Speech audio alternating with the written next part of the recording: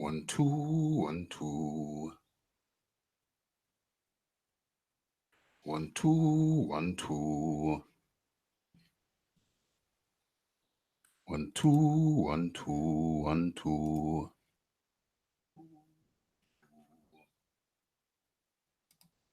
1 2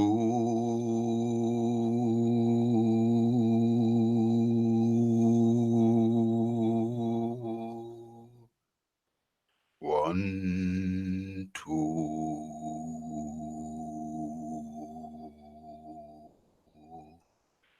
The lungs are getting better, as you can see. I'm holding the notes for longer. Let me turn myself up in the cans, as they say. How are my levels? How are my levels? The levels are good according to this little meter thing here that I see before me. Okay, we have people in the house. We have, how did Ped go blue? Ped, how did you get blue? What's going on? The levels are good, says Tommy. Thank you. I'm going to join you and smash that like button. Something's missing. Something is missing. It's the beats. Okay. The beats are in session. We are in session. People are smashing the like button early out. That's a good sign. That's good. Levels are good. The beats. Okay. 1 2 1 2. This is live boxing talk with Raphie. 20. We're already 20 deep. It seemed like just yesterday. Seemed like just yesterday when we started this live boxing talk with Raphie thing. And now we're 20 deep. That's not including the weekend ones. That takes us up to about 24. Then last week we did about 3. 3 on Sunday. So what's that? That's 24. 27. With 27 live boxing talks with Raphie deep. That is excellent. And for anybody who has not been here before, let me just explain what we do. This is boxing talk. We talk about boxing. Boxing related stuff. Okay. Let me just check the music levels. Okay, that's nice. And as we traditionally do around here, we play a video to allow the area to populate. So allow me to find a video, one of my videos, one I made earlier, and we will play that and allow the area to populate. Let me find one. Let me find a video. Okay, we're into my library. Let's go retro. That's what I like to do, like to find a retro video.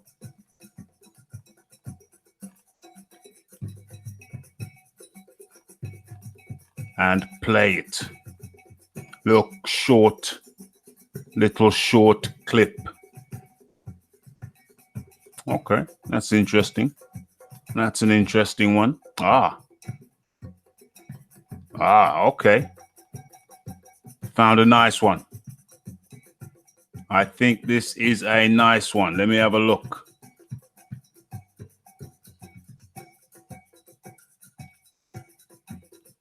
Okay, we're going to go over here. Let's get the levels up so you guys can hear it.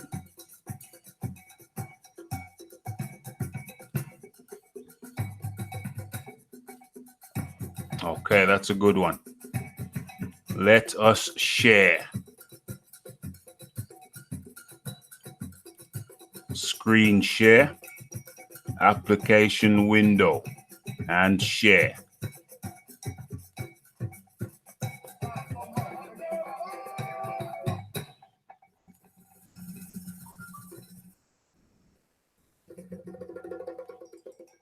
Okay, let's have a look. We good. We are good.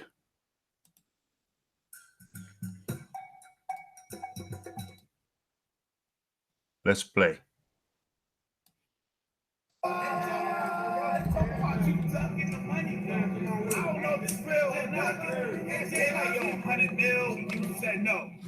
Is that real?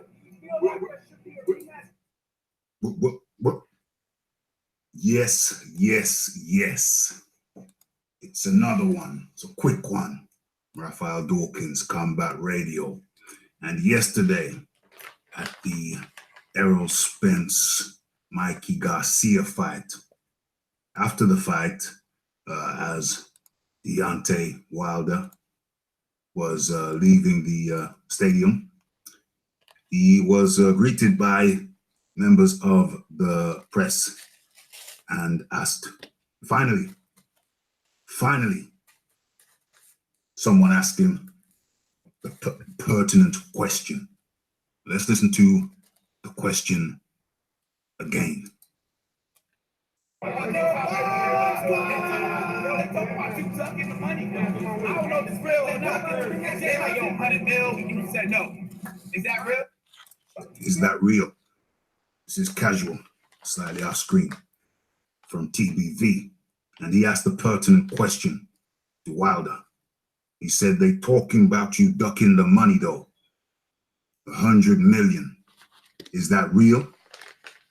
And Wilder's response. 100 mil, you said no. 100 mil, you said no. Is that real? What? We'll find out Tuesday for that, Ortiz. We will find out Tuesday for that. So he doesn't answer the question. He doesn't answer if he's ducking the 100 mil. That was the question posed, and his response was. We'll find out Tuesday for that, Ortiz. We'll find out Tuesday for that. And then some simple deflector butted in before Casual of TBV could press him and came out with some lame ass question. Do you feel like there should be a rematch for Ortiz? What a simp, lame ass question. But I like the way Casual came back though. Props to him. We'll find out Tuesday for that, Ortiz. Most definitely, I'll definitely give Ortiz a rematch. I will definitely give Ortiz a rematch. Listen to how Casual comes back. Listen to this. I mean, you don't want to see that. You don't want to see that. A lot of people want to see it. Casual said, we don't want to see that. You don't want to see that. A lot of people want to see it. Wilder says, well, a lot of people do want to see it. And if that fight happens with a rematch. If that fight happens. You don't want to see it. A lot of people want to see it. If that fight happens with a rematch, I got a great place for that fight to happen. Wilder suggests that the 45,000 arena in Texas, excuse me, where they are standing, holding the interview, would be a great place for the Ortiz rematch. Really? How many tickets did you sell last time? 8? 9? 9,000? And now you're talking about a rematch with Ortiz in a 45,000 seater stadium? With the help of the simp who helped you deflect from the real question, are you ducking the 100 million offered by the zone? Now you're talking about rematching Ortiz in a 45K stadium? Anyway, folks, just thought I'd bring you that update. Wilder's talking about his a potential rematch with Ortiz as being something to be happy about or to smile about. Fighting a guy on blood pressure meds who barely got through the medical for their first fight and who gassed out halfway through. Or was it the 7th round? Yeah, that's what he's excited about. The 100K, the 100 million, sorry. Well, we'll just have to wait for Tuesday for that. But by the looks of things, it's not looking good. Okay, but props to Casual for having the cojones, the gonads to ask the pertinent question. Are you ducking the $100 million offer Deontay Wilder? Okay, that was just a quick one from me, Raphie Dawkins, Combat Radio. Subscribe if you haven't already. Like if you liked. Share and comment. And I'm out.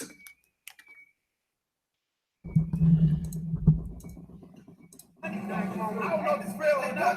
They say, like, yo, 100 mil, you say no. Is that real? Yes, yes, yes. Stop sharing now. Turn the music back on. And we are live. Okay. Levels are good. Let's get in the right screen. Good, good, good. Right. Where are we? Everybody, please smash that like button. Okay. We're going to do the roll call. We are going to do the roll call. Let's get into it. Peds in the house. Peds has turned blue somehow. TBK in the house. Tommy Temper. Let's go, champ. Let's go, champ. Champ. Aaron Mason in the place. What's happening, lads? You see Hearn confirmed AJ wants to What? You see Hearn confirmed AJ wants to rematch in the US.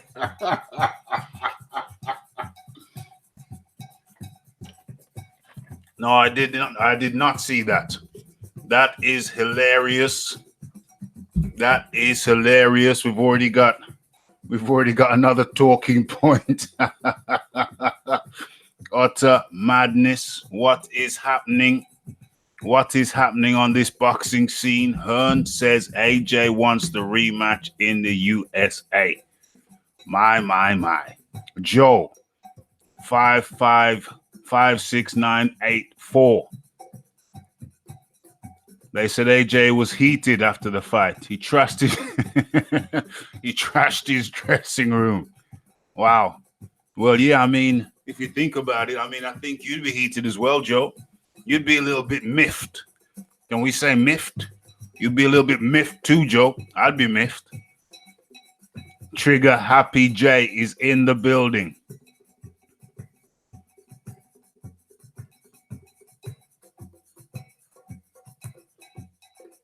Says, I love box.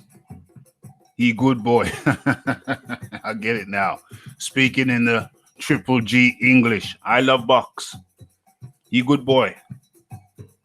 He good boxer. Triple G. Yes, that's me. Big drama show. Big drama show. Hey, Joe, I think that's how they're going to build up the show, says Aaron Mason. Tommy Temper. Too much red. Trigger Happy J in the building. What? Yeah, those are the words of Deontay Wilder in the warming video.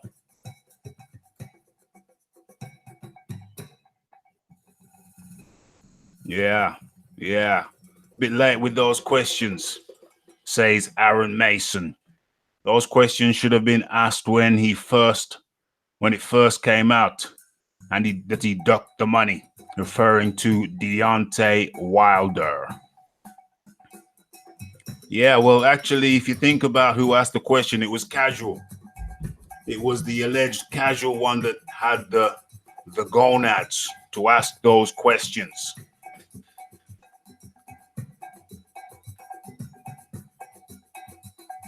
Yes, Aaron Mason, I warm in now with a vintage video. I used to warm in with a recent video, but I suspected that stopped patrons of this humble establishment from going to watch the more recent videos. So, being tactical as I am, what I do now is I warm in with a retro video. So anybody who wants to see the recent videos, the recent uploads, they have to go into the videos and click that button. They have to click play. So I warm in with the retro stuff now. Always retro.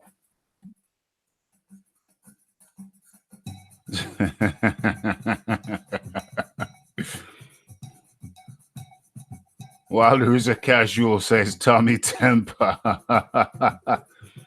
Hey, Aaron Mason, I saw this video ages ago. Yes, you did, Aaron Mason. It was back in the day. It was back in the dizzy. When I just first started, I probably about a month in. I was a month in with this channel. Back in the dizzy. Box is in the building. Did I say hello to Leighton? Yeah, of course. Leighton is in the building. Leighton Evelyn.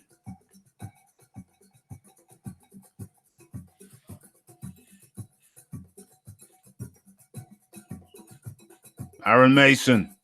I rewatched that fight. AJ's legs were like Bambi on ice after the temple shot in the third. For sure. For sure.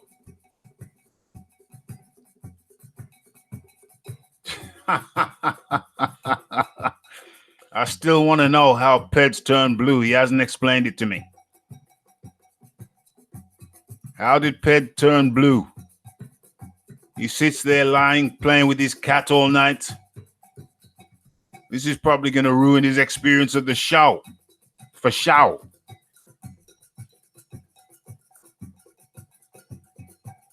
Box says he should spar Dave Allen.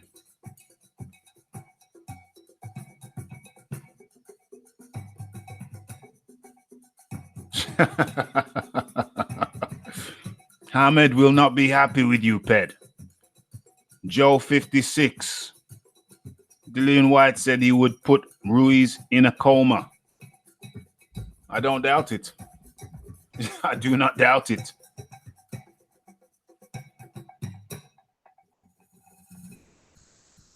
Ped hacked the YouTube algorithm according to Tommy Temper.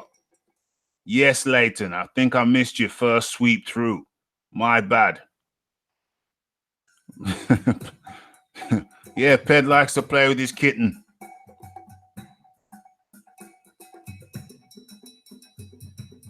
I think somebody spiked my drink, Tommy Temper.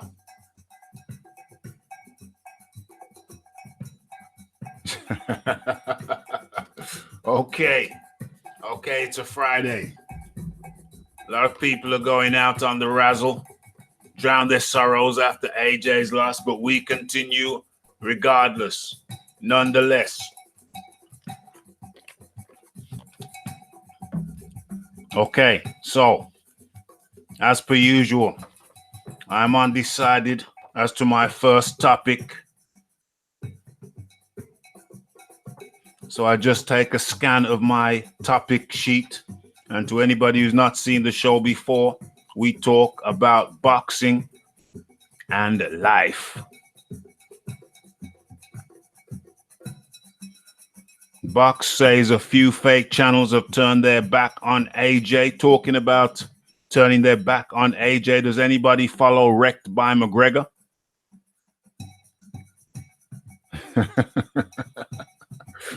Damn. Tommy Temper says I've got Joshua's spiked water bottle, so I could pass out any second. Any second now.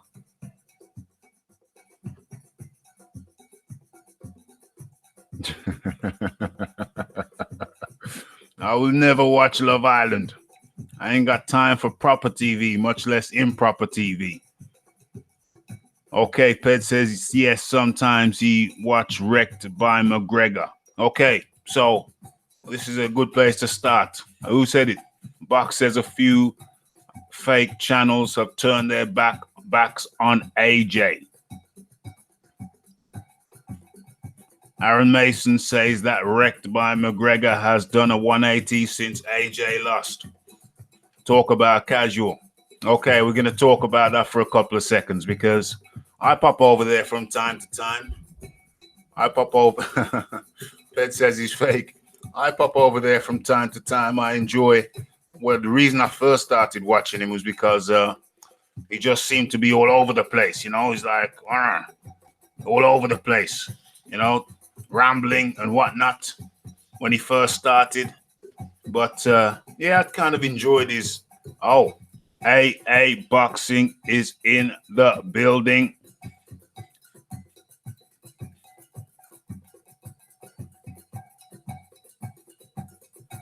Yeah, so, and hello to Bree. So I started watching that channel from early out, bipolar, early out, when his early days. And one of the appeals to me was just his haphazard nature. You know, clearly he just turned the mic on and let go. I kind of enjoyed that. And then as time went by, 1 year passed, 2 years passed, I still, you know, would pop over and have a listen.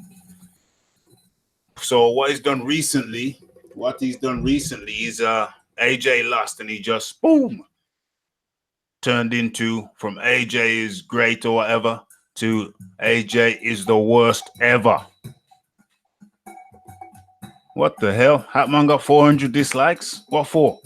Why? What did he say? Box says Hatman got 400 dislikes. So this Wreck McGregor guy, Musa, is in the building. Yo, send me the link. What link is that, Musa? What link is that? But good to have you in the building. Smash that like button, please. Everybody who hasn't done it already. So, yeah, I used to watch it. And what he did was he just turned. He just turned on AJ in a big way. Musa K, how you been? Very good indeed. Thank you. Good to have you. So he just turned on AJ in a massive way from being AJ is this, AJ is that to AJ is utter garbaggio. Musa, where do I know you from, my friend?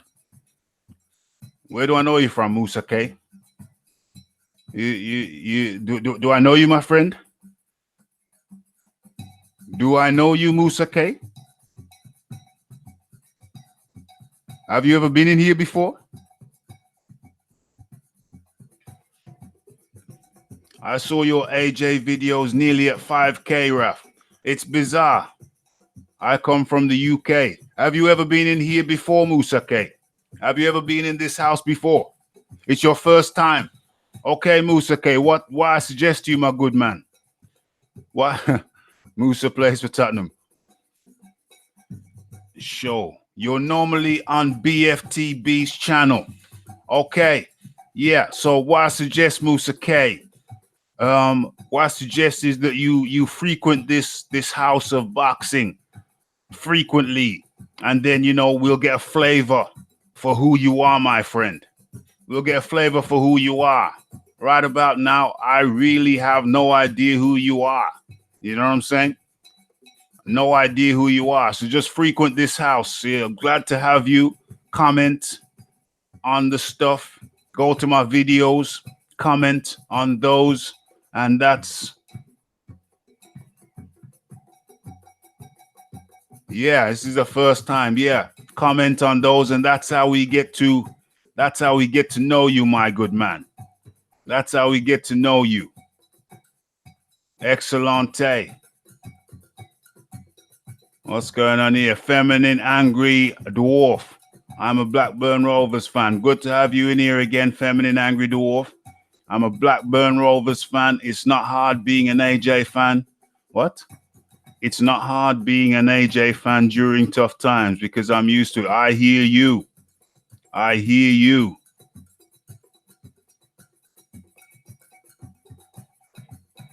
I'm a Celtic fan and a Barca fan. Been up and down for me this year. There will be ups and downs. I was playing that track by Snoop Dogg in my car today. There will be ups and downs, smiles and frowns. It's a part of the game. I support AJ all the way. Still think he's the best. Who you support? You talking to me, Musa? I don't follow football anymore, bro. I don't follow football anymore. My plate is full. My plate is full. Okay, so back to this wrecked by McGregor fella, who I do tune in. I find him amusing. I do find him amusing, but he's done a 180. Musa K. Big up to you. I find him highly amusing. He's done a 180 on AJ. He's gone from AJ's this, AJ's that to AJ is the worst pile of you know what. And I just happened to be on his channel and he was feeling sorry for himself. And he said, my fans have turned on me. My fans have turned on me. This might be my last post. This might be my last post. I can't do this anymore. My loyal subscribers are no longer loyal. Pet says he's a glory hunter. My loyal subscribers are no longer loyal. You're not loyal. You're disloyal. So I went to his comment page. And I was just having a look through, see what's going on. I just said, yo, bro, chin up. You're a fighter. You've been through this before. Because for those who don't know, he's switched up on AJ before, back in the past. The same thing. History repeating itself. Switched up on the man. Smash that like button, folks. Switched up on the man. And the same thing happens. So I went over to his page, and the man's subs have gone down by half. He was on 5K, and I was shocked. He was on like 2,600 now. I thought, oh my gosh. No wonder the guy's suicidal. You've heard my voice before. Have I been on BFTV before? I most certainly have, Musa K. But, you know, before we get any further into that, I have to do a little, how do we do this? I have to invite my guest on, my special guest. Let me send this link out. Let me send this link out. Let me go into Hangouts. New conversation. Ah, that's the one I want. Yes, let me press this enter key. When I press this enter key, very shortly, I'm going to see some. I will introduce you to, close that.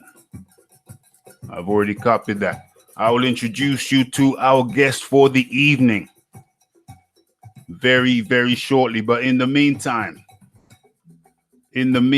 between time, yes, you most certainly have heard me on BFTV several times.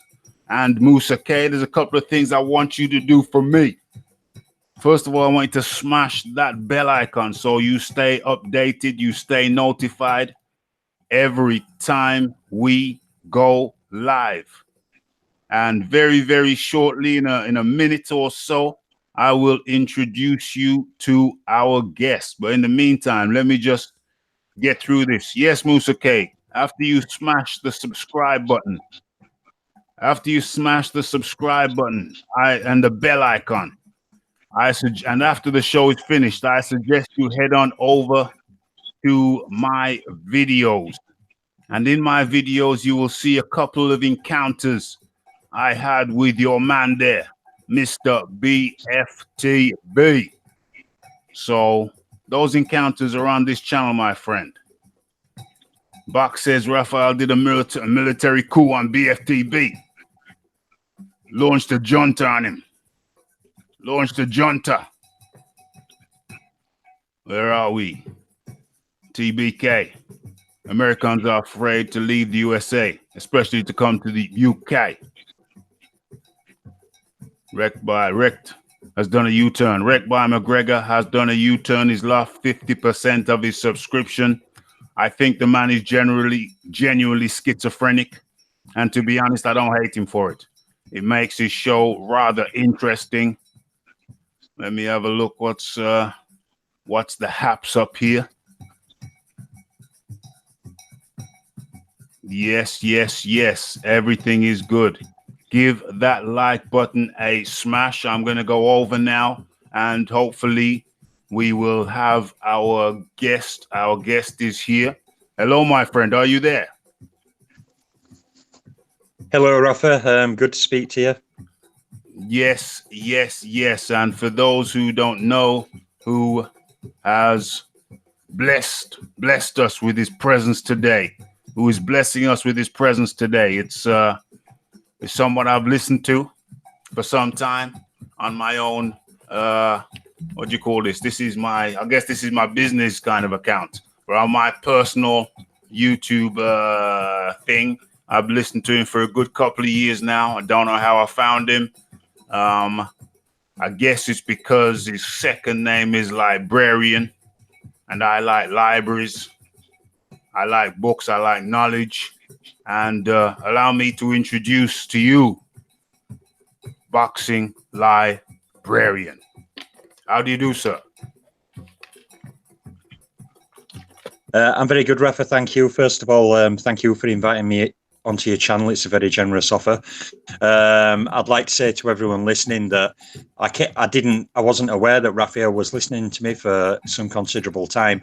But when I found this channel, Raphael Dawkins Combat Radio, I was very impressed, and I'd just like everybody to show the full support to him, help his channel grow. One of the reasons why I'm coming on with Rafa now, and like I hope to join other hangouts, is I want to start showing more support for other channels in boxing community. I think it's really important in this environment that many of us guys get together, do collabs, get to know each other better, and just generally support each other going forward. 100%. Where do I begin? Let me see now. Okay, so yes, as I said before, uno momento, let me just take care of something. Okay, that's good. Right. As I said before, I started listening to you a good couple of years ago under my own, under my what is it? YouTube account, under my personal YouTube account. Found you very enjoyable, very knowledgeable. And although I must admit, Rafa, I can get a bit over passionate sometimes. I know that's one of my failings. We all have them. I'm sure everybody on YouTube has them. But yeah, well, aside from that, yeah, I love the sport. I've got a strong passion for the sport. I have done for over 30 years. I dedicate large amounts of my life to it, to learning and growing, and learning as much about the sport as I can. And that is very evident. And one thing I enjoyed, we're going to get into the boxing in a second, but just to give the introduction and to tell you my position, one thing I enjoyed about your delivery, it's the delivery. I just enjoyed the delivery. I just enjoyed the relaxed delivery. Sometimes you get extremely passionate, and that's great. You know what I'm saying? Extremely passionate about the thing. Sometimes you need to defend your corner. You defend yourself from aggressors, and then in another phase, you're just giving out some information, some historical stuff about boxing, and all of those elements are elements I enjoy. Thank you very much, Rafa. That's very nice to know. I do have this channel, which is a hangout channel now, but I do have another channel called Hardline Boxing Talk, and at the moment I've got over 300 retired fighter videos in there, just general career breakdowns. And one of the reasons that brought me onto YouTube initially was when I was going around YouTube, there were many great channels I used to listen to, but there wasn't anywhere where I could watch a diverse set of videos on individual fighters. There's a lot of people have their own ways and means of going about things, and on the other channel, Hardline Boxing Talk, that's why I'm creating a large, like almost like a library in a way, so any boxing fans out there who come across that channel can watch videos on many fighters across all the eras and just basically gain a general idea of what their careers were like. Like I said, the YouTube environment has changed a lot since I first came on in 2014. We had the Mayweather-Pacquiao saga, now we have the Wilder-Joshua saga. And, you know, that's why I mentioned earlier, I think it's really important. One thing I've realised, and I don't know if you have, Rafa, as well, is that more of us channels who get along have to now start supporting each other, you know, spreading word about each other and building a bit more of a community to try and heal some of the rifts that are there in the boxing community. 100%. I totally hear that. I totally hear that. Yeah. I think when I was coming on under my personal account back then, years ago, I don't think I really, because I wasn't using YouTube as much as obviously I later came to do. I didn't really notice a lot of the rifts and the cracks in the community. You know, I'd go and listen to one guy from over in, I don't even think I listened to English uploaders. I thought it was just, I just typed in boxing and the American uploaders came up first. I guess they were more established, perhaps. I don't know. So I would listen to Dante's Nation. You know, he'd have those lovely ladies come out and do the little introduction. Maybe that's what got me over there. I don't know. Can't swear to it. But it is eye-catching at the start of a video, I'll admit. The man had a genius move. I may take it a step further, but I'll have to read the YouTube rules before I do so. So yeah, be very careful, buddy. I won't break the rules. I will not break the rules. You know, a little bit of what do you call it? Plaster. You know, a little bit of plaster goes in handy. Goes a long way at times. But I think that guy had a brilliant idea. I can't imagine how many thousands of people kind of started logging onto him because of his little idea. So I didn't become aware of these deep rifts at the time. It's only latterly when I started spending more time on YouTube that I began to realize, hold on a second, this thing is highly fragmented. And so, yeah, and then came Joshua and Wilder, and then it became very clear for anyone to see that there was a serious rift going down. Yeah, Rafa, I back after Joshua beat Klitschko in 2017 and there were the upsurge of Deontay Wilder videos and attacks on Anthony Joshua, I actually did 2 or 3 hangouts pleading with community, don't go this way, this isn't the way to do it, you're going to create a large divide on YouTube. But, you know, when you're a small channel like me, who's more of a niche channel, I talk a lot of history, you know, it's easy to go unnoticed. And, you know, my pleas and many other people's pleas were just ignored. I think the trend on YouTube at the moment in the boxing community has gone more from what it used to be, where you'd have regular panels, you'd have regular get-togethers, regular debates, and it's now become more concentrated on building almost building your own fan base, so to speak, bringing in super chats, you know, asking for donations, you know, all this kind of thing didn't exist when I came on YouTube. So the community has changed a lot. I've gone through it, you know, and I've seen all the changes, but really that's why all I'm really interested in now is doing my thing and looking for channels such as yourself that are good channels with integrity, who talk boxing. And that's why I'm making more moves to throw support behind other channels such as yourself. I think the sense of community has been lost almost, and it's now very divisional. It's nationalistic in some cases.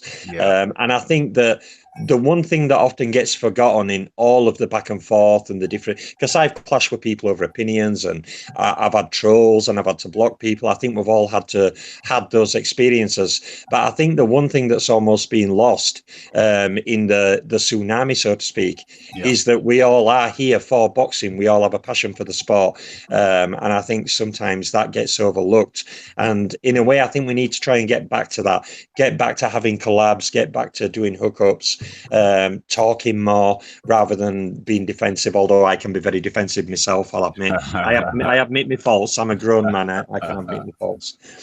But yeah, that's why I'm really excited to be here tonight. I'm really excited to talk to you. And like I said, it were very generous of you to offer me to come onto your podcast. So thank you once again. Absolutely. It's absolutely my pleasure to have started my channel. And you touched on an interesting point there where you say the community has fragmented and what have you. But let me take care of this guy. Yeah, you just talked about Charles, and let me see, where is this guy? Yeah, let's get him on up out of here. Somebody, is this Musa K? Is this Musa K fellow? This Musa K fellow is very strange. Musa, you're very, very strange, my friend. I think you need to perhaps get some psychiatric evaluation, my good man. But it was we didn't know each other for long, but it was nice knowing you, Musa K.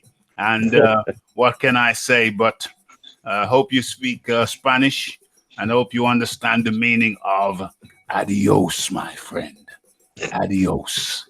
What was I just saying, Rafa, my friend? What was we all love them?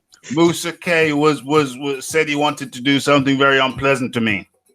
Very unpleasant. Very unpleasant to me.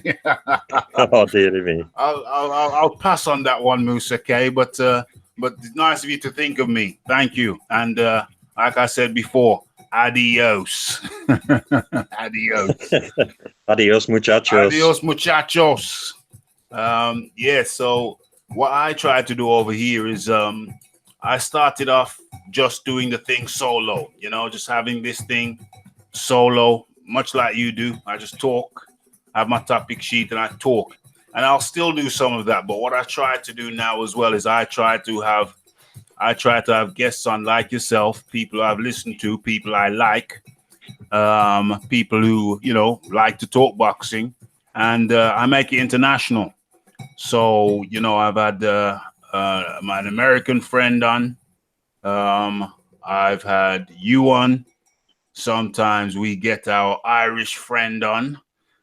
So, I try to keep moving it around, trying to get people on. And, yeah, like you say, to talk boxing and make it a community. I haven't been around that long in this thing, so I have very little knowledge of the depth of the fragmentation that took part, but obviously I can see it now with the Wilder Joshua thing. Very, very fragmented indeed. And as you know, I like to visit our American cousins from time to time and give them some of perhaps a UK perspective on things. And then I make a video about it. Well, Rafa, I did hear you on BFTV's channel, and yeah, I was very impressed because in that talk you tried to keep things to point. You tried to keep your points nice and clean. Sometimes you struggle to get a word in edgeways, as everyone does on there. Absolutely. But that's what impressed me, because you just laid things down really straight, blunt points, getting your point across. And I think that's the best way to be. I used to watch the old panels back in the day, and sometimes everyone were talking so much you couldn't hear what were going on. Part of the reason why I've never been overly keen on having large panels on my channel, preferring one guest or two guests at a time, is just so that it's more free flowing and easier to get a conversation across. Sometimes I think I've been on hangouts where there's like 15 people, and when they all start talking, you're like listening for 45 minutes and you can't hear a thing. Yeah, that's terrible. That's terrible. I don't. I'm not one for panels like that. Really, I try to keep it to more manageable. Maybe one person, ideally one. Maybe two at the max, so that you can actually have a conversation that flows and people can actually hear what people are saying. And, a conversation should be a flowing one, a moving one, a growing one. So that's how I try to do it. So that was the introduction. Let me get into the chat for a second to see what the people are saying, and then we'll get into some boxing talk, Boxing Librarian. So let's see what people are saying. Where are we? Okay.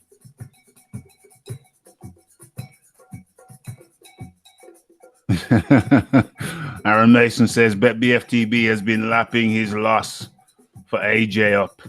I've not been on there for a while. I won't go on there for a while because I already know what's going to be going on over there. It's going to be like some kind of celebration. They're going to have pom-poms out. They're going to have... Well, we do know one thing, if I may, Raphie, if you don't mind. Yeah, absolutely. We do know that Deontay Wilder being the highest selling pay-per-view heavyweight of all time based on 3 million illegal streams. we now know that Anthony Joshua did 13.5 million illegal streams, is it? So wow. At least the Joshua fans can at least say he's now the highest selling pay-per-view heavyweight of all time. He's the highest he's the highest non-paid illegal streamer in the history of the modern day sport. Madness. Sorry, buddy, I didn't mean to interrupt. No, you can interrupt anytime, my friend. Anytime you hear a point you want to jump in on, please do so. John Dealey is in the house. Smash that like button, folks. Where are we? TBK. Wilder is a dummy and Mr. Fickle plays with Give that like button a concussion, says Tommy Temper. Where are we? I just think he's a glory hunter. Aaron Mason says, I just think he's a glory hunter. Wants to be seen to be backing the winner. Yes. TBK. Khan is pissed because AJ took his lady. That's an allegation, my friend. That's a mere allegation. Mere allegation. Tommy Temper says Boxing Librarian in the house. As a note, Leighton Evelyn says, good guess. This guy has knowledge indeed. Let me scroll down. Aaron Mason says, Hearn said AJ fighting in the States. I think Dan's are pulling the strings here. I haven't come across that one, Aaron. Not that I doubt you. Never doubted you yet. You've always come up with the links. Right, okay. Right. So let's get in on that then, Boxing Librarian. Let's go in on that. AJ. Well, first of all, your overall views on the AJ fight. I actually, when I was watching the introductions, I had a bad omen. I've always rated Andy Ruiz. I received a lot of flack over probably 6 months ago when I made a statement saying that I think Ruiz could be a fighter to beat Luis Ortiz, and I was laughed at, and he can never compete with Ortiz. But I did expect AJ's size and range and power to be a more telling factor. But the one thing about Anthony Joshua is he does fight very tall, and he does have holes in his game. Now, initially, to me, over the first 2 rounds, the fight wasn't going too badly for him at all. By second round, he were trying to establish his jab. He were trying some pot shot in here or there. And into the third round, of course, he landed that lovely right hand and then smelt blood. Followed up with the right uppercut and left hook and dropped Andy Ruiz. Yeah. Now, when Ruiz got up, some people said he looked really hurt. I think he looked more embarrassed and just caught out than hurt. Yeah. His eyes looked very centered. And then, of course, AJ being a young guy. And also, another point I'd like to make, being still a bit inexperienced. You know, this is not Vladimir Klitschko who took the knocks and learned to keep his chin tucked away and learned to keep out of range and be patient.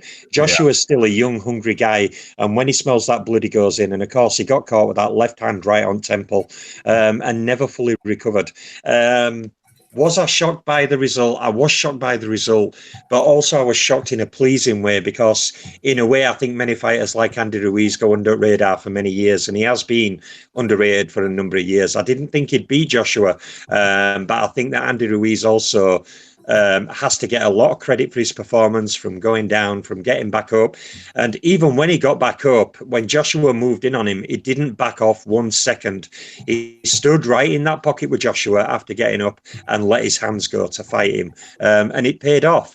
You know, I think that Joshua just never recovered from that. In round 4, 5, and 6, he was trying to re-establish his jab. In the corner, he seemed very confused. He didn't seem to know what his trainer was telling him. I thought Robert McCracken, who's got a lot of criticism, was telling him the right thing to do. Keep your hands up, keep your hands tucked around your chin, use your jab, double jab, you know, use your left rights, keep him at range. But I think Joshua hadn't recovered, and I think that Ruiz realised that, you know, he could get the better of him. And when he came out in 7th round, of course, I mean, Ruiz just went at him, didn't he? And Joshua, to me, had nothing left. I think Ruiz fought very well. I think it was a big shock, but I think sometimes, you know, in boxing, these shocks can be a good thing. You know, and I think Andy Ruiz, his entire life's going to change. He's now going to earn more money than he ever dreamt of. AJ now is in a difficult position in some ways, because I always think that when a fighter loses like that, going back into an immediate rematch can be 50-50. It can be a good thing, but it can also be a bad thing. And I think that this fight now, the rematch, is going to have so much pressure on AJ, because I think that people will be telling him in his ear non-stop for 6 months, you lose this fight, you're done. You lose this fight, you're done. And I think suffering a knockout loss, stoppage loss like he did, in the manner he did, I think an immediate rematch may actually not be the best decision, because I think the pressure on him is going to be too much. But we'll see. I was coming to that question. My position is that AJ didn't look right even before the first bell rang.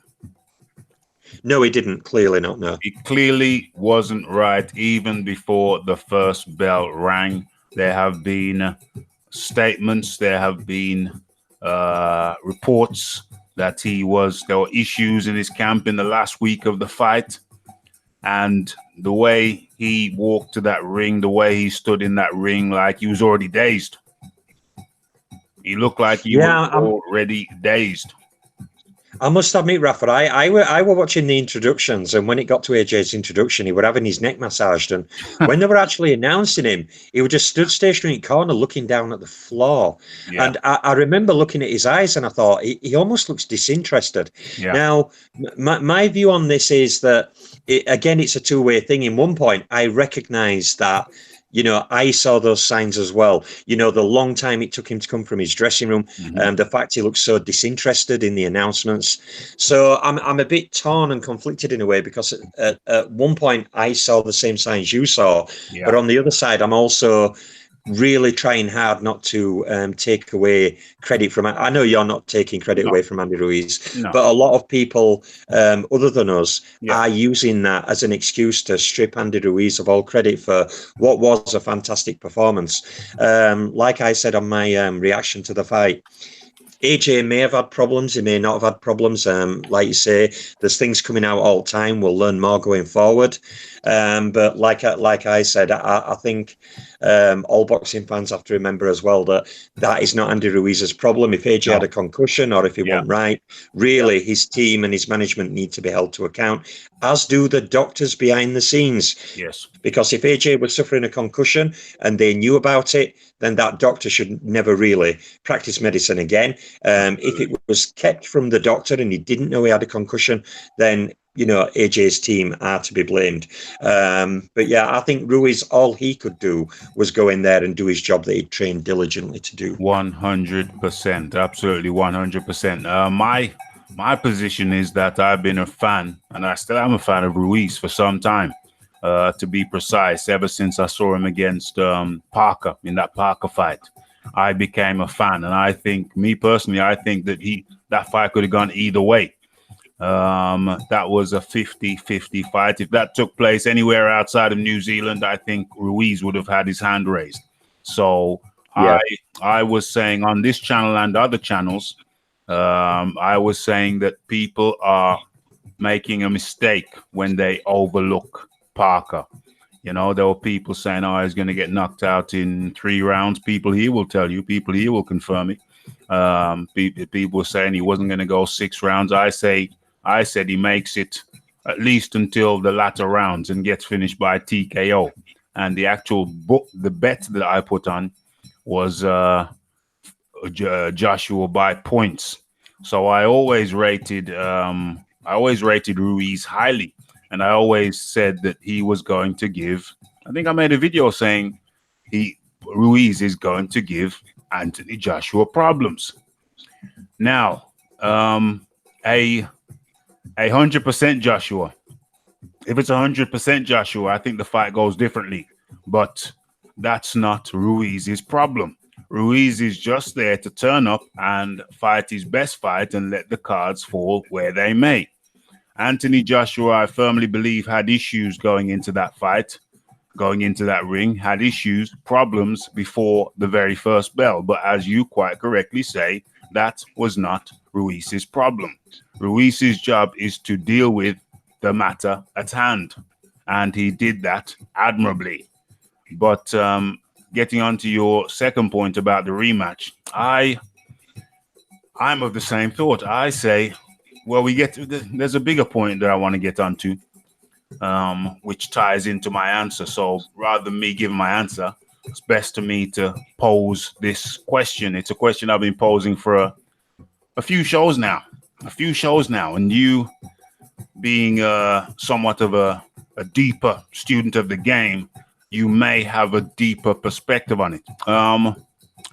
2 words, or probably more than 2 words, but I want to talk about the benefits, historical benefits of cherry picking, and how cherry picking, meaning champions taking easier fights periodically, can be beneficial to that champion.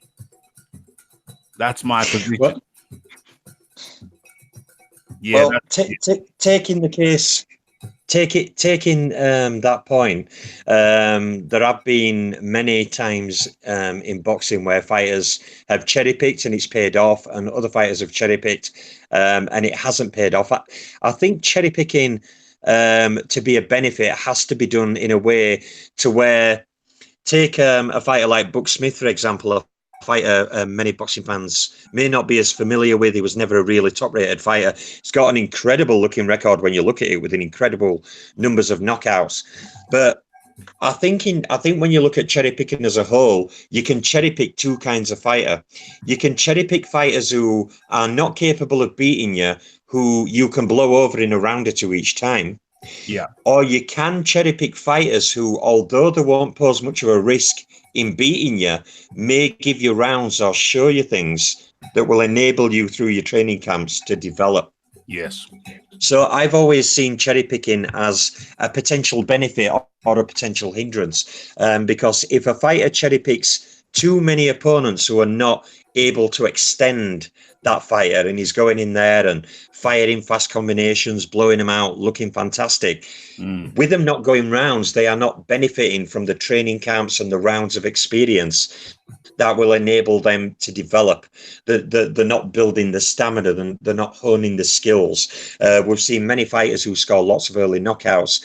Often when they go into fights against fighters who they can't knock out, they unravel because they're not used to, fighting over a period of time. Whereas I think, it's like a UK fighter called Peter Buckley, the legendary UK journeyman, was not easy to knock out, fought everybody you can imagine, had hundreds of fights, fought many rising talents over many years. Fighting someone like him who could go in there and was a good survivor and it'd make you have to implement different things to try and break him down. He would often take you rounds.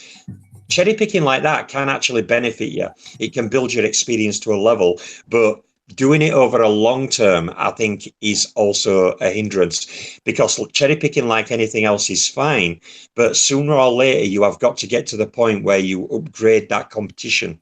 Yes. Because otherwise, as human beings, we get settled, I'm sure you'll agree, Rafa, into patterns of behavior. Absolutely. And if a fighter fights 30 people who he's more than capable of wiping out in 2 or 3 rounds each, it's like old leather. That hard leather starts softening, fighter does it more, gets used to it. And then suddenly he'll go in ring with a fighter he can't do that to, and it's, holy hell, I'm getting smacked around and this guy ain't falling over, and, panic sets in. Absolutely. Absolutely. But me, I've always thought boxers need to be developed in a way that, yes, you need some initial opponents to get that, start settling into, because really, when you're fighting those weaker opponents, often it's your training camps where you benefit more than the actual fights. With the training camps, when you first start out as a pro, say your first 10 opponents, they're not much of a challenge to you, but you're bringing in top sparring, you're developing your skill set, you're working on new things. So, that is one benefit where the cherry picking can assist you. It can just allow you to flesh yourself out and learn new things as you go before you then upgrade your competition. Absolutely. And talking about cherry picking, when I say cherry picking, I'm talking about strategic cherry picking.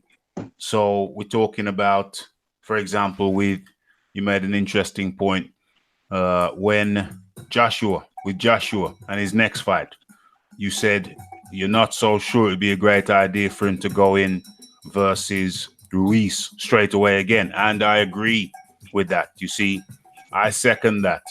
Amir Khan, I don't always agree with Amir Khan, but he made an interesting point today in an interview with the Mirror when he said that he couldn't believe that Eddie Hearn is sending Joshua in again straight away against Ruiz.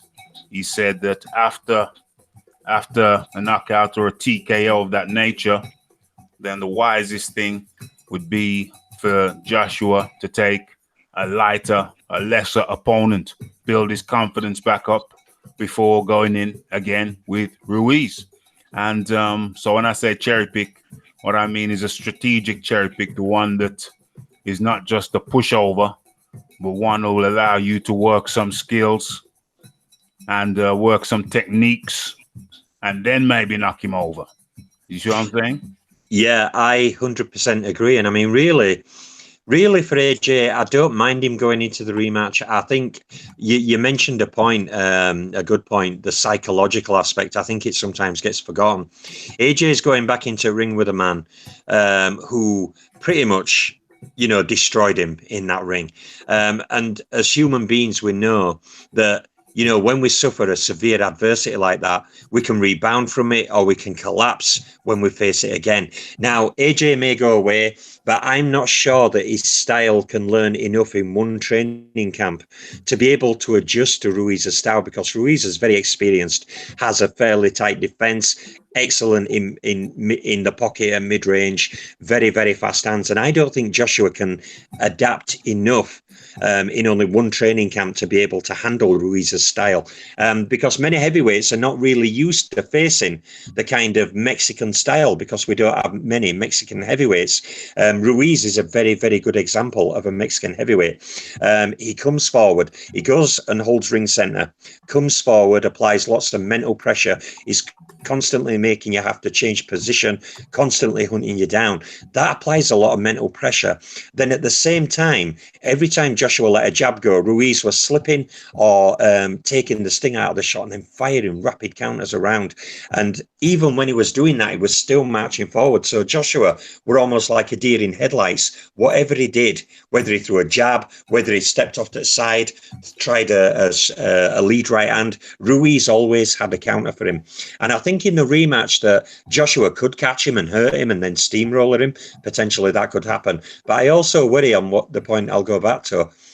If Joshua is in that ring and doing well for 3 rounds maybe, or 5 rounds, or 7 rounds, there is going to be that danger there psychologically that at any point, Ruiz could catch him with a really big shot, stun him again, or hurt him. And then really Joshua could either survive that or collapse under pressure. And, you know, that is one danger, because I think when you've been knocked out by someone before, there's always that danger there that if that person corners you and starts letting the hands go and hitting on you, you're going to suffer those flashbacks. He's going to feel hurt again. And the same thing could happen again. Indeed, indeed.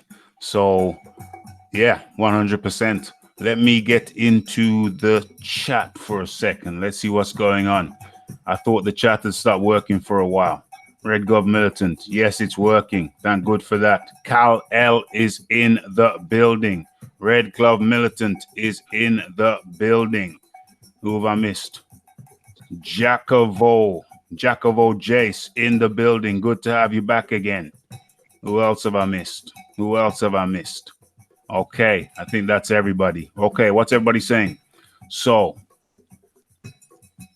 yeah, it wouldn't be just one camp. It would be multiple mini camps, in my opinion. It says Tommy Temper. John Dealey. Okay, John Dealey asked a good question. Where are we? Let me go find it. I think I remember what the question was. Okay, I'll direct this to our Boxing Librarian, who is with us. So yeah, Boxing Librarian, this is a topic we've talked about. My position is, the question is, does Joshua need a new trainer? I'll go first on this one. And my position is that I kind of agree with Lennox Lewis. Lennox Lewis said that you don't go to university with your third grade teacher. Once you go to university, you should be under the tutelage of a professor. What say you, Boxing Librarian? Rafa, I've always had a very simple answer when people ask me, should a fighter suffering this adversity at this level get a new trainer? I always use this comparison. Well, if you have Jimmy Tibbs in your corner, what can you possibly gain from having Eddie Futch in your corner? Well, one thing is experience, refinement. We've seen it work a number of times. We've seen Angelo Dundee work wonders with fighters. You know, we saw what Jack Blackburn did with Joe Louis, who were very ungainly, very powerful, but no balance, falling over his own feet, couldn't get into position. We saw what Jack Blackburn did to Joe Louis. We saw what Eddie Futch did to many fighters. We saw what Emmanuel Stewart more recently did to Lennox Lewis. And I think that it can always be a benefit because, as often I've said, you know, all trainers have different knowledge bases. So Lennox Lewis were right in a way that, you know, if you study with one person on a topic and learn everything you can from that person, you know, boxing is so diverse, the training methods are so diverse that I think you can always benefit from moving on. And we have to accept that some trainers are just better than others. You know, I would rather have an Emmanuel Stewart in my corner than a Jimmy Tibbs. I don't doubt Jimmy Tibbs works very well, just like Robert McCracken, just like many other trainers. But I think there can be great benefits from getting what people would call an old world trainer, to where basically, you know, they're so knowledgeable on the sport. It were kind of like, I always remember, to give you an idea, are just some of the nuances. I remember watching an interview of Vladimir Klitschko, and of course, he was destroyed by Sanders, to me, in just as brutal a way as Joshua was Ruiz. And then he went into Lamont Brewster fight with Emmanuel Stewart in his first fight and suffered another defeat. Wow. I always remember that Vladimir Klitschko were doing an interview, and he said, "Do you know what the first thing that Emmanuel Stewart taught me?" And guy said, "What?" He said, "It was nothing boxing related. The first thing he did is sit down, and he told me over and over all about a champion's mentality." Why? And you know, this is the thing, that Emmanuel Stewart didn't just get Vladimir Klitschko, teach him a few tricks. He also worked heavily on his psychology, trying to instill in him the mindset of a champion, the mindset, you know, of a top competitor. And I think that you can't get that from every boxing coach. And then Vladimir said, "Oh, the first thing I learned properly was just a small thing. When I used to extend my jab, I would keep my chin in position, but Emmanuel taught me that when I extend the jab to its full extension, to naturally pull the chin down into my neck by an inch." And he said, Emmanuel Stewart said, what that did is, where your chin's up in air fighting tall, when you do the jab and move your chin down, you create an extra 2-inch gap. Just a 2-inch extra gap, which can offset many counters from being able to reach her. That kind of intricacy and knowledge being passed down, I think, is why you can always benefit from a new trainer. I think someone like Ali Bashir, someone maybe like Jonathan Banks, or you know, someone like, I don't think a trainer like Freddie Roach would do him good, because Freddie Roach, he brings out too much aggression in his fighters, and I think in Joshua that could be an Achilles heel. He needs if he does get a new trainer, he needs an old school trainer, someone like Ali Bashir, who worked with Vladimir Klitschko and Stewart for many years. I think a trainer like that could benefit him. Sorry, I'm rambling a bit. I apologize. That's good. No, that's good. Nazim Richards. Yes, I think. I think he'd be a good choice. Yeah. I'm of the opinion, like yourself, that the fight game is like going through it is like you're traveling. You travel from the amateurs, you travel up to the professionals in the early part of your professional career. And Luis changed. I think Luis had Pep Carrera as he's a professional trainer at one point early on. Yes, he did at one point. Yeah, at one point. And then he finished up with Emmanuel Stewart, had him from the midpoint of his career, maybe professional career, till the end. And he may have had another one. He may have had 3 professional trainers. Yes, didn't he have another earlier trainer before Pepe Correa? I'm trying to remember his name. Yes, I believe he did. I think Luis had 3 professional trainers. He had one before Pep Carrera, then he went to Pep Carrera, and then he Musa is back. Let's take care of Musa. Let's hide Musa away. Put Musa in the dungeons. So Joshua had, I think, 3 professional trainers, at least 3 professional trainers, and it's like a journey from, like I said, from the amateur career to your early professional career to your mid-professional career and to your latter professional career. And but it seems to me that it could be that Joshua thinks that McCracken can take him all the way. He doesn't understand it. It seems that he doesn't understand that it's like this thing is a journey, and you learn from the different trainers that you have. McCracken was good for him in the amateurs and the early part of his professional career, but I'm of the opinion that there comes a time in a professional fighter's career where he may have to move on. And I think Joshua has come to that. And this isn't even in relation to this fight. I'm not saying I'm not advocating for a change of trainer on the basis of this fight. I'm advocating on it in relation to his skill acquisition from before this fight.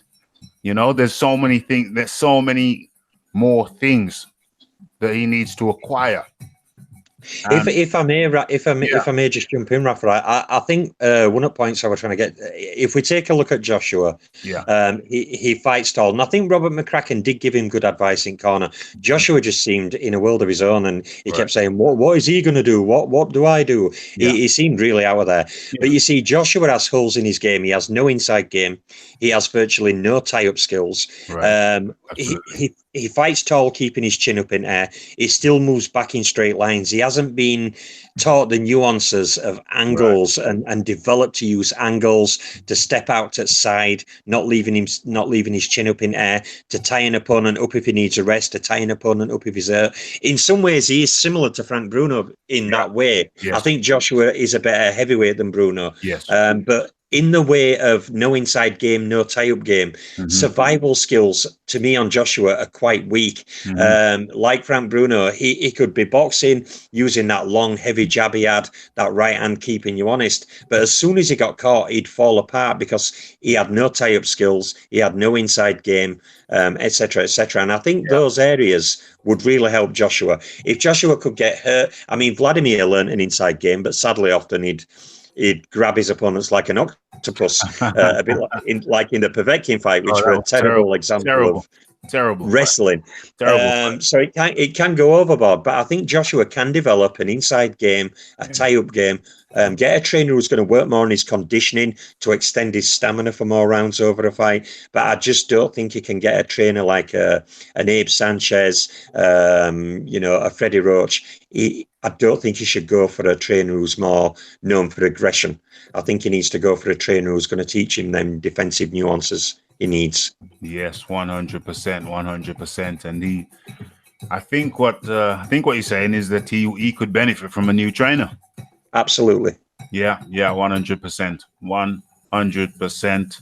That is my position. We are in agreement on that topic. He needs a new trainer, but somehow, I don't know, he just seems comfortable. He seems in some kind of comfort zone, which is understandable. People like their comfort zone. We talked about it earlier on. People like to be in a comfort zone, but... Yeah, Rafa, it's that old leather again, that comfortable leather when it goes nice and soft. Absolutely, and but I think it's getting to the point now where, as a matter of fact, let's go to the chat. Let's have a vote, because we do that over here, Boxing Librarian. We have votes. Okay, guys. I'm calling on you. Let us have a vote. Would Joshua benefit from a new trainer? Yay or nay? Type your responses in the chat now, please. New trainer for Joshua. Yay or nay? Keep them coming. Rafa, while people vote on that, there's just one other little point I should have got in. Please quick one. Please do. Just one other thing about a new trainer, though, what we all have to bear in mind, accept as well, bear in mind, is that a new trainer for this fight could also be a damaging thing, because a new trainer could come in and try and instill many new things into Joshua, and it may disrupt his normal rhythm of a training camp. So I think it'd be better to say a new trainer if he was not going for Ruiz rematch, but a new trainer now trying to instill many different things into Joshua rather than the comfort where he's used to his training regimen could actually also have an adverse effect and disrupt him. But I think if he was not going for Ruiz rematch, and like you said, he were going to take a comeback fight and rebuild himself, I think a new trainer would be the best thing. I just want to get that point across that it can also disrupt. 100%. 100%. There will almost inevitably be what are you talking about? It's almost inevitable that there's going to be an uncomfortable period when you're under a new trainer, learning new things. Ideally, what you want is a trainer who will be able to accommodate what you have, your skills already, and mold them, as well as adding on new tricks. You know what I'm saying? Rather than somebody who just comes in and tries to up what do you call it? Overall everything. You know what I'm saying? So complete overall. Complete overall. So let's go into the chat to see what people are saying on that topic. Tommy Temper, yes. Red Glove Militant, his answer is he don't know. Peds, yes. Aaron Mason, definitely. John Daly, Jonathan Banks, Ahmed, yes. Kal El, yes. So yeah, it's overwhelmingly 90% of people in the chat. Smash that like button, folks. 90% of people are saying yes, Joshua needs to change things up. And with regard to your point, thanks, chat. And regard to your point, smash that like button, folks. In regards to your point, BL, about if it's dependent on if he's going for the Ruiz fight next. Yeah, I would agree on that, and I would say I hope he doesn't go for the Ruiz fight next. I hope he doesn't, because I think I was listening to a George Foreman interview, and George Foreman said, "Yo, he needs to rebuild and stay away from Ruiz for a while. Stay away from Ruiz for a while," and I totally echo that thought. Rafa, I think if I made one quick point on that, really, the way we have to look at the rematch, because they have invoked the rematch clause. They have. And I do have some thoughts about that, just overall. Please go into it. Yeah, initially, this fight, the rematch with Ruiz, could either be a great comeback to a shocking defeat. Yeah. Or it could be another shocking defeat that leaves Joshua with a hell of a rebuilding job. Yeah. Now, the rematch itself, a lot of people are talking about the money's involved. I think one of the things that we all should take into consideration is that the rematch terms are pretty much there. The venue may not be there, but as we know from AJ's other prior negotiations, the rematch clauses are always set out what percentage you get if you win, what percentage at rematch you get.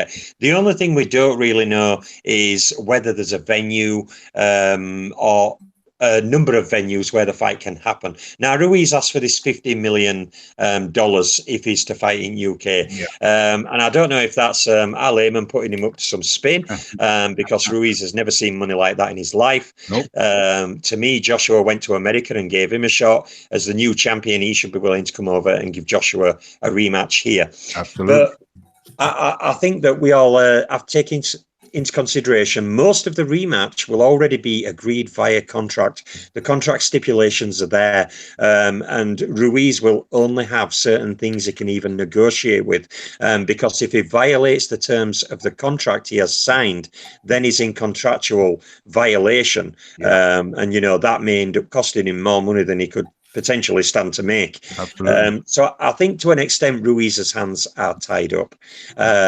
If there is no venue on it, if they'd said, well, the first fight's at MSG, if you win, the rematch will be at Wembley. If there's no venue there, then Ruiz can haggle a bit.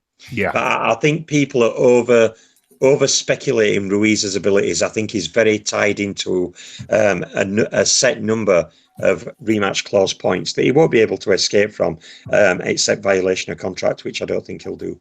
Well, one thing, and I've commented on it in a previous video, one thing we do know is that when there was that Ortiz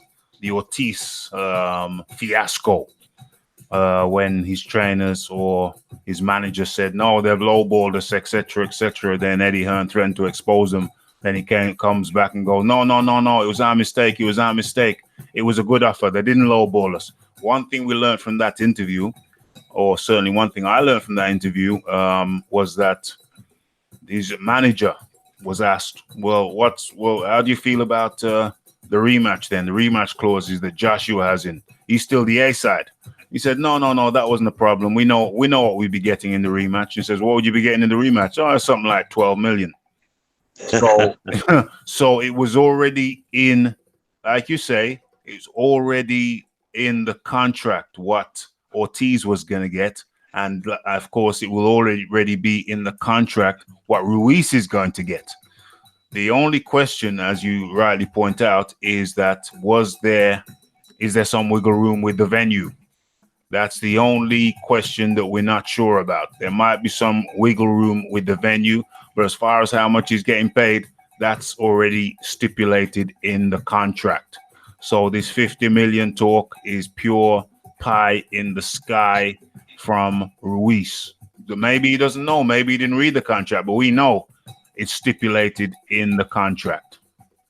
Absolutely, Rafa. And one last thing I would like to give Andy Ruiz a major commendation for is his attitude as a fighter. Yeah. Deontay Wilder's been playing, well, I want this, then I want more, then I want 1%, then I want more percent, then I want more percent. And, you know, then when Jarrell Miller failed multiple tests, Joshua's team sent an offer to Ortiz, then sent an increased offer. They played around. They played the Joshua lottery ticket card. Yep. No, we want millions more.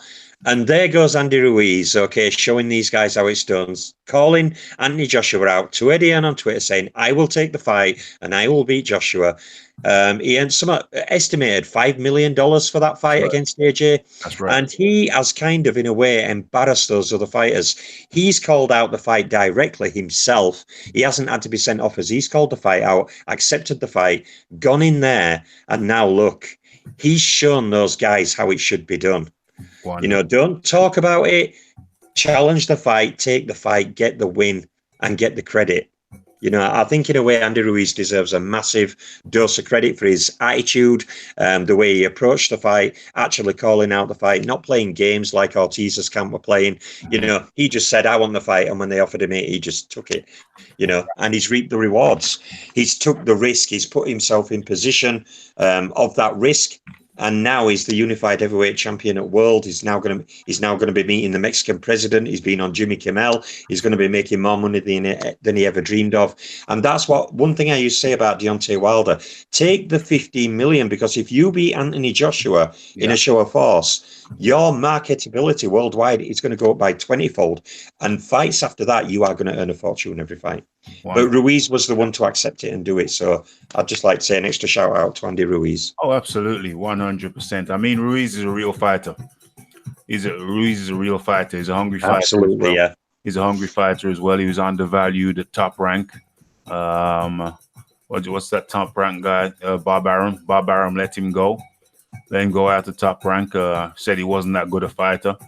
And look now. Look what's happening now. You know what I'm saying? Look what's happening now. Bob Arum must be kicking himself. Oh my gosh! Come on! He's got to be. He's got to be. I mean, I know you've only got a couple of minutes left with us, but I'm just gonna touch on the Deontay Wilder thing.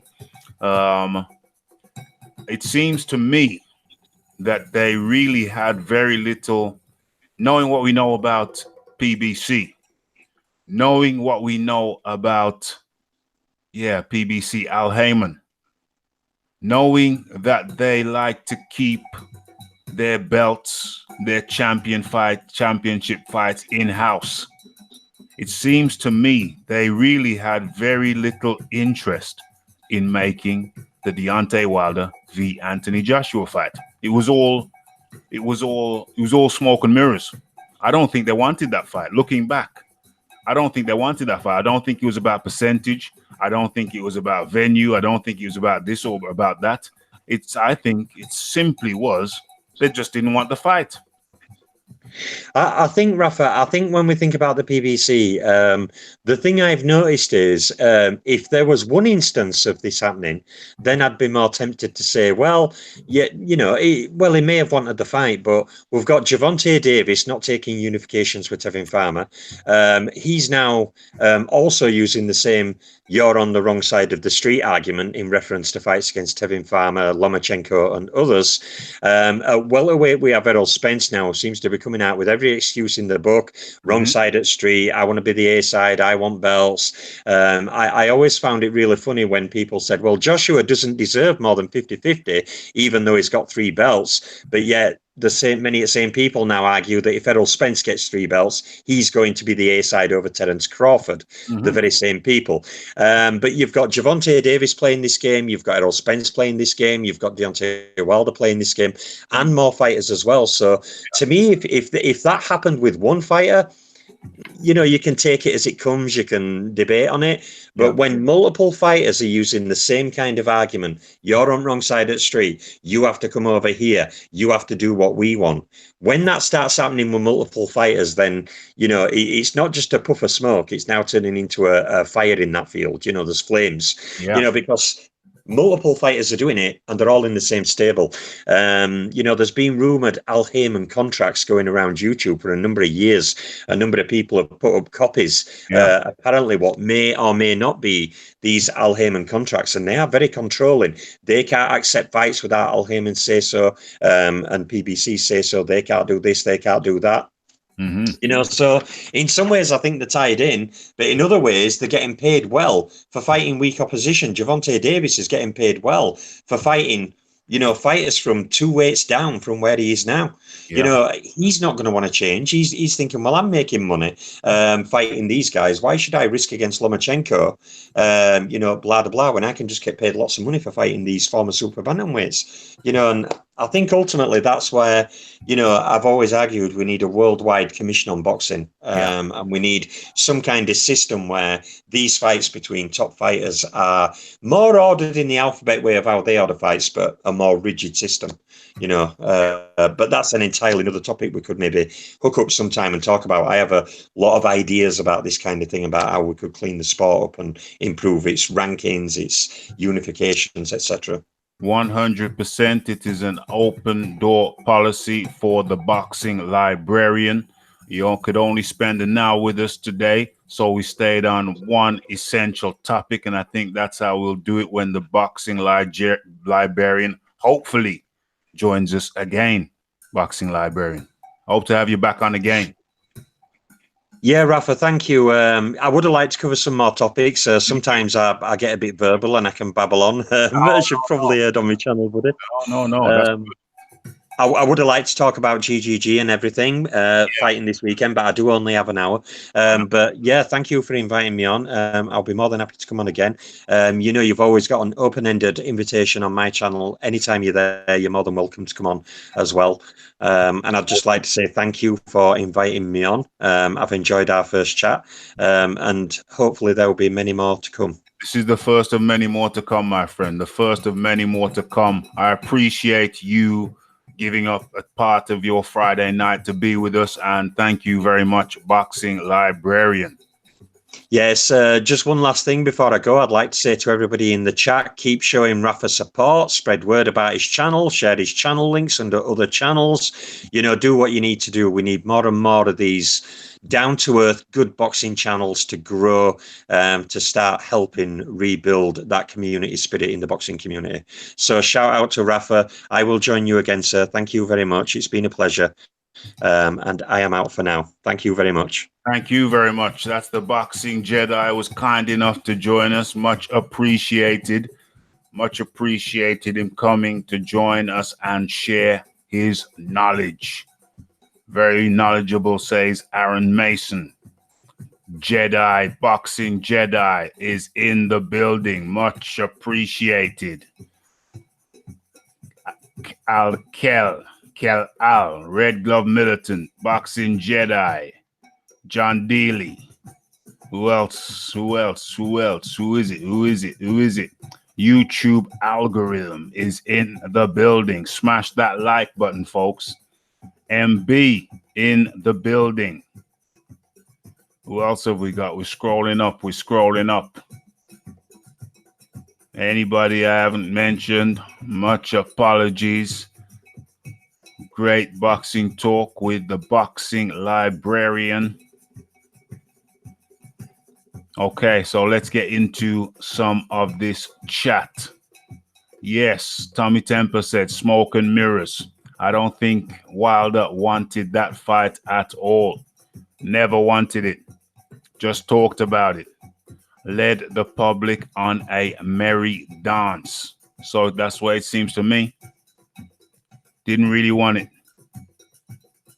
Didn't really want it at all.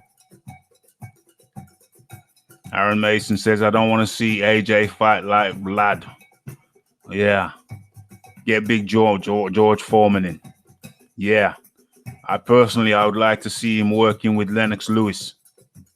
But there could be some issues with the distance.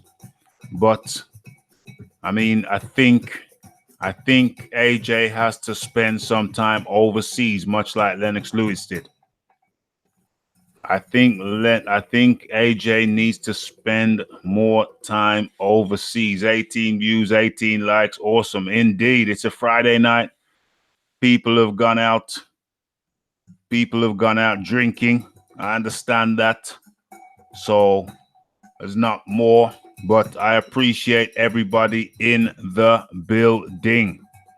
And for anybody who doesn't know, I'll leave a link in the description box. We've just been joined by the Boxing Librarian. Okay, let's see what people are saying. Aaron Mason, Raph, Lennox Lewis said a lot of his style was learned because of advice from George Foreman gave him. Yeah, I didn't know that, but that's interesting. That's very interesting. Definitely get George Foreman as a consultant. 100% he needs to fly out. AJ needs to fly out, or if he's still there, he needs to stay over there in the USA. And learn from the likes of George Foreman. Emmanuel Stewart is no longer with us, but he would have been the perfect fit. The perfect fit. So who's next after George Emmanuel Stewart? So it's that what's that guy's name? The guy's name who trained Vlad after Emmanuel passed. What was he? Who was Jonathan Banks? Jonathan Banks, Emmanuel Stewart's understudy. Although I don't really know much about Jonathan Banks. I don't really know much about him, but he would definitely have something to add to AJ's game. The question is AJ open to it? Yeah, that's right, Jonathan Banks. Is AJ open to it? That is the question. He needs to be. And it's nothing to do with his last fight. This is something I've been looking at, talking about, thinking about for some time. Yes, Jonathan Banks. John Dealey said he mentioned him on the fight stream. Indeed. Jonathan Banks, Nazim Richardson. What was that? What was that, Leighton Evelyn? What was that? He works with world champions. Is that what you're saying, Leighton Evelyn? He works with world champions. I think that's the message you were trying to say, trying to get through.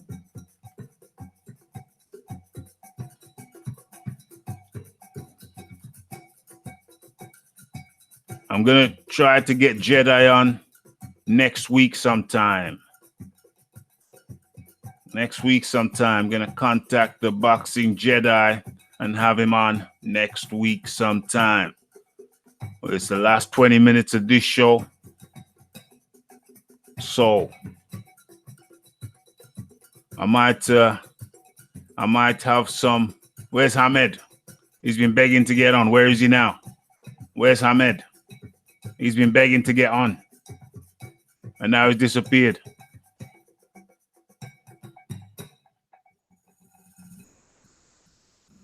He's been begging to get on. Hamed's been begging to get on. He's got 20 minutes to get on. And now he's disappeared. What's going on?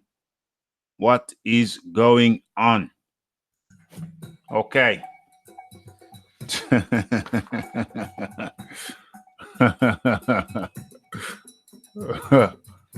Ahmed has been getting to get on. Yo, Raph, get McGregor and Librarian on together. They between them are unreal knowledge, says YouTube algorithm. Ahmed's a crackpot, lol. I heard him debate BFTV. Oh, man. All right, okay. So, it's the last 20 minutes of the show. Anybody in here who hasn't smashed that like button, please do so now. We're coming close to the end. So, let me go to my topic sheet. Let me go to the topic sheet.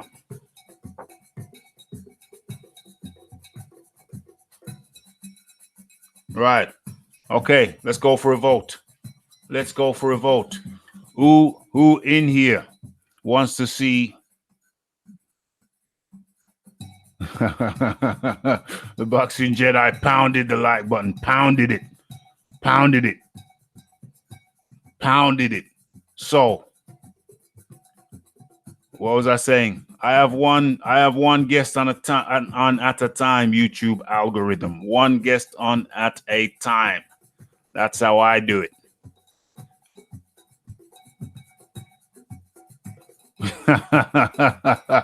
Aaron Mason says McGregor talks a lot about obscure fighters I don't care about. Oh dear. Okay. Right. So where are we? Where are we? Yeah. So as I said, back to the question. It's a yay or nay. Who wants to see AJ go straight into the Ruiz fight without a warm-up? Who wants to see that? Yay or nay? Yay or nay? Leighton Evelyn says, I find McGregor a bit aggressive if you don't agree. Yay or nay? The Boxing Jedi says yay. John Dealey, I do want to see him have a warm-up fight. Ped, hold on. Everybody's saying, yeah, they want a warm-up fight, yeah? Ped, I want to see a warm-up fight. Yes. John Dealey, yes. Cal L, no. Tommy Temper, yes. Red Glove Militant, yay. Boxing Librarian. Boxing Librarian says, my first hookup with Raphie and I really enjoyed it. Hope you are well. Yes, the feeling is mutual, my friend, but I knew it would go smooth. I like that. I knew it would go smooth. That's why you get the invite. Not everybody gets an invite for the Raphael Dawkins Combat Radio Boxing Librarian. Only when I get a sense that, yeah, there's a certain synergy. I like it. I like your flow. I like your flow. And looking forward to having you back on soon. ASAP. ASAP. Good to have you on as a regular. Likewise, the Boxing Jedi, he's become a regular. I look forward to our chats also. I like his vibe also. So, anyway, let me get back to this vote. Overwhelmingly, what was that, 90%? The Boxing Jedi says no warm-up. Hold on, let me get this clear. When I say yay, that's yes for a warm-up. But there's some confusion. Let me do the vote again. Who wants AJ to have a warm-up fight before Ruiz? That was my question. I hope I didn't confuse anybody. I hope I didn't confuse anybody. I hope I didn't confuse anybody. Give me your answers again, please, folks. I need to know. Warm-up fight, yay. Warm-up fight is yay. Boxing Jedi says no.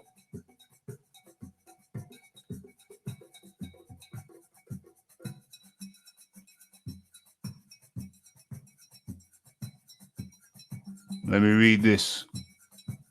Mr. YouTube algorithm, put your vote in, my friend. Put your vote in. Do you want to see AJ go for a warm-up fight first? That is the question, my friend. That is the question. Aaron Mason, he needs to humiliate Ruiz to show the difference in class if he wants to prove he's the best. Raphie's Darth Vader.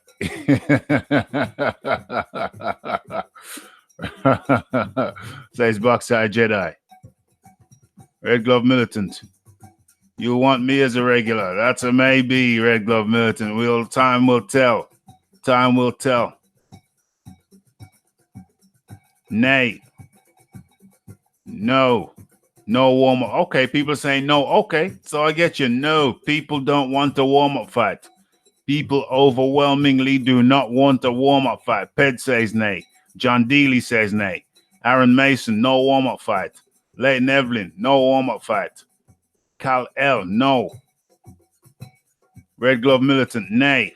Tommy Temper, nay. Run it straight back. Red Glove Militant. YouTube algorithm, no.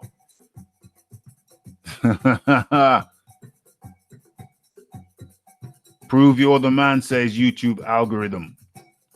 Run it right back, John Daly. Louis Rahman 2. John Daly, Louis Rahman, the rematch between Louis and Rahman took 2 years, bro. There was a 2-year gap in between Louis Rahman 1 and Louis Rahman 2. Lennox Lewis had to take Rahman to court to get him back. I was confused by the question. Tommy Temper says, yeah, no problem. We got there in the end. People don't want to see a rematch. I am shocked and I am astonished. Boxing Jedi, no warm-up. Joshua can hack it. Yeah, I do believe Joshua can hack it, but my position on this is that from a psychological standpoint, it's good. Like I said last week, or was it Wednesday? It's good to have a cherry or two. It's good to have a cherry every now and then. I think Joshua needs a sweet cherry. Joshua needs a sweet cherry. Joshua needs a sweet cherry. Only because of court. Yes, it was because of the court thing. Yeah, absolutely. Who did they fight in between? I don't know. I'd have to check BoxRec on that one. Never looked that up. There was a 7-month gap. YouTube algorithm says there was a 7-month gap. I thought it was much longer than that. I thought it was more closer to 18 months to 2 years. Boxing Jedi said he needs to be sharp first on the trigger. And he always needs to come in at 230, 235. Leighton Evelyn, Joshua needs to install faith, bro. Aaron Mason, he can have his cherry once Ruiz is asleep. Haha. Really? I thought it was longer than that. I'm not going to go to BoxRec now, but I'm definitely going to look that up. The Boxing Jedi, Ruiz needs to a crate of Snickers. A Snickers cake. Yeah. My position on that is it's not going to happen. It's not going to happen because the rematch clause has been triggered. Oh, okay. Maybe that's where I got it wrong. Ruiz McCall 2. No, sorry. Louis McCall 2 was 2.5 years. Okay. Maybe that's the one. Maybe that's the one. Maybe that is the one. BBC brought him a bowl of Snickers on their show. Crazy. Reeves was gassed also in the fight, though. He maintained the stalking. Yeah. Yes, Raph. BoxRec says 2001, April the 1st. Oh, wow. Till 2001, November. Wow. Okay, so I got my facts mixed up. It really was from April to November. Wow. Yeah, so I must have been thinking about McCall. Good that you gave me that information.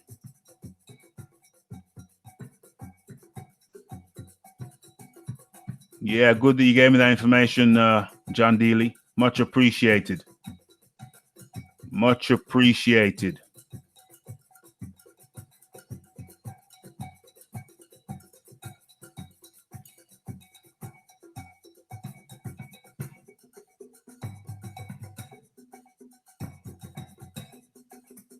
Ruiz, the peanut butter champion. No problem. Much appreciated. Okay, good. All right. We're coming close to the end. We might have time for one last question, one last thing. Let's have a look at the topic sheet. Yeah, we've done that. We have done that.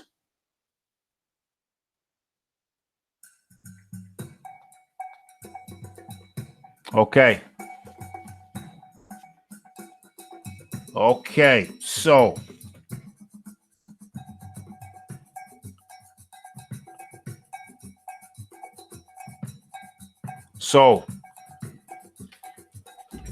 Tyson Fury has been made the #1 Ring Magazine #1 heavyweight. He has been named as the #1 heavyweight. So, Ruiz, Tyson Fury has been named as the #1 heavyweight by Ring Magazine. The Ring Magazine. So, so what do you think of that?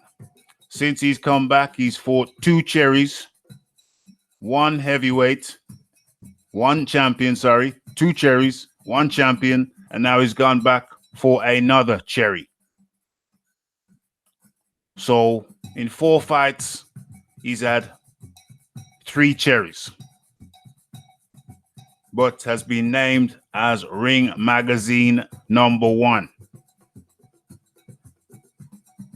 My question to the chat: has Tyson Fury earned the Ring Magazine #1 position based on what he's done since he's returned from his retirement and drug ban?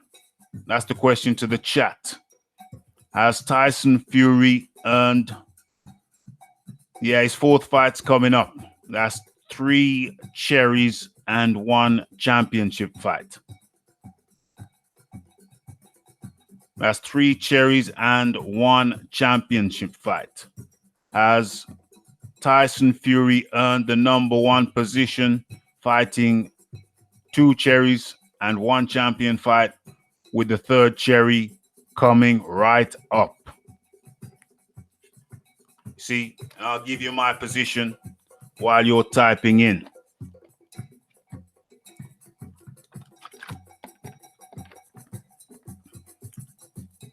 Okay. So, where are we?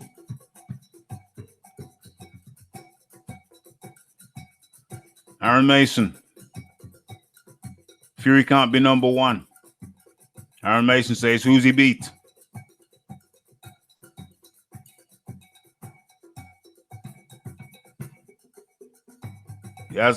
Tommy Temper says he hasn't had 4 fights yet.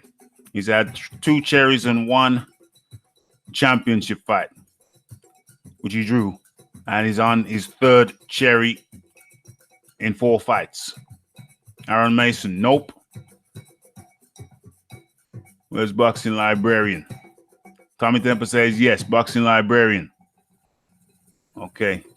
Aaron Mason, Fury hasn't beat a single current top 10 heavyweight minus Wilder. How could he be? Boxing Jedi, Fury has a polar bear build. Leighton Evelyn, no. The Boxing Jedi, no. Sorry. John Daly, no. El Cal, this is tough. He beat Wilder until he got sloppy. Ruiz or Wilder should be the current #1, says John Daly. Indeed. I have to agree. Leighton Evelyn, put Fury in with White. Then you'll get my respect. Indeed. Indeed. El Cal, Fury no belts. No. I agree, says the Boxing Jedi. Fury with White, then we'll see. Aaron Mason didn't officially beat Wilder and got put on his ass twice. John Daly, he got a draw with Wilder. If you check the stats, he hardly threw more punches than Wilder. And Wilder got 2 knockdowns. John Daly, I like Fury v. White. Okay, this is my position. This is my position on why Fury is not deserved of the #1 position. Fury has had 3 fights, and is coming up to his 4th. 3 of those fights are cherries. 1 fight with the world champion, which some people say he could have won. He could have won. Or he did get put on his butt twice, and his punch stats were very similar to Wilder's. Very similar to Wilder's. So, how can you become #1 by having one championship fight surrounded by 2 cherries before that, one championship fight, and then one other cherry. 4 fights, 3 cherries. 4 fights, 3 cherries. So, no way has Fury earned that top spot based on current performances. The number one should be Wilder or Ruiz, who has just beat the previous number one. Smash that like button, folks. So, Wilder or Ruiz. Tommy Temper, it's the Ring Magazine belt, which is different from the real belts. Indeed. Indeed. We know that. So, the number one should be Wilder or Fury. That is my assessment. But we'll see how it goes along. Anthony Joshua will be fighting at the end of the year before Wilder and Fury get it on. If you're ring number one, you don't have the belt. That's correct. That's correct. That is a topic for another show. The Boxing Jedi said Fury is lineal, though. No one has beaten him. That's a big topic. I'm going to get into that at another time, another show. We will be chopping that up, discussing that. Because he's not fought anybody. Well, he won the title. He beat Vladimir and then retired. Because he was going to get retired by the drug banning people. So he's out of the game for 2 years. Fury got stripped because he failed PEDs for nandrolone and cocaine. Nandrolone and cocaine. So, did he retire because he wanted to retire, or did he retire because he wanted to get, because he was going to get stripped? And the question is also, are you a champion when you don't? You see, there's a philosophy. You're only a champion once you defend your championship. At no point did Fury defend the belts he won. He dropped out of 2 rematches with Vladimir Klitschko. He never defended his belt. And plus, he never defended his belt. And plus, the win over Klitschko was surrounded by 2 failed drug tests. So if you win a championship and then you get busted for drugs and then take 2 years off, then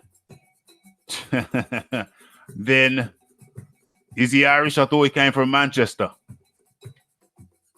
I thought Fury came from Manchester. Where does Fury come from? He's a Mancunian. He's a Mancunian. I think his dad came from Manchester too. He comes from Manchester, mate. He's a Mancunian. He's a northern lad. Manchester. I don't think there's a Manchester in Ireland. Johnny Blaze, 33 in the building. So that is my pronouncement. I will be debating this in the future.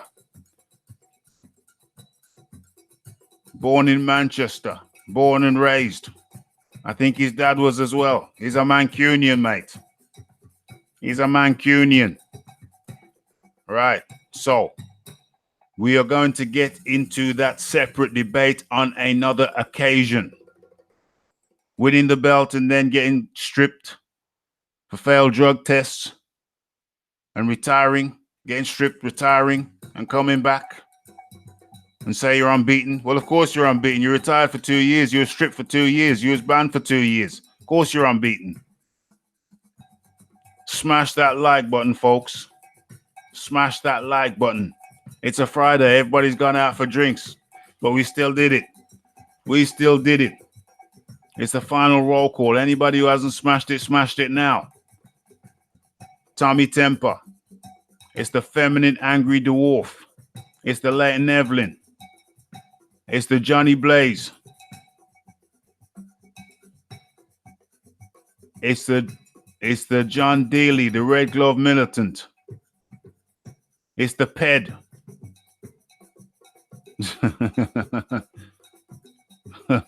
Smash the ish out of it. The like button, that is. It's the John Daly, the Cal L, the Boxing Jedi. Who else we got? Who else is still in the house? Who else is still in the house? Aaron Mason, Leighton Evelyn, YouTube algorithm. Had some interesting things to say.